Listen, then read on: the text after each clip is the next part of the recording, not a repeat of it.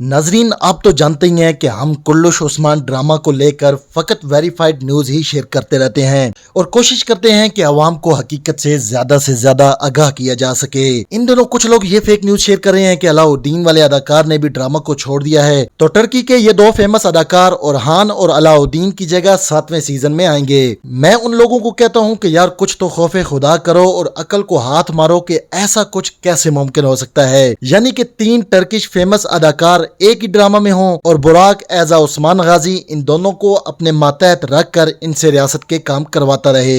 यानी कि उस्मान को ज्यादा स्क्रीन टाइम मिले और इन दोनों को कम मिले, जबकि हर अदाकार ज्यादा स्क्रीन टाइम की ही डिमांड करता है और बहुत से अदाकार ड्रामा में ज्यादा स्क्रीन टाइम न मिलने की वजह से ड्रामा को छोड़ चुके हैं। लिहाजा नाज़रीन, कंफर्म न्यूज ये है कि अलाउद्दीन, हलीमा और फातिमा के किरदार वाले अदाकार 7वें सीजन में सेम ही रहेंगे, जबकि ओरहान गाजी के लिए कोई दरमियाने टाइप का एक्टर ढूंढा जा रहा है। ज्यादा चांसेस इस अदाकार के हैं जो दास्तान सीरीज में भी पहले काम कर चुका है।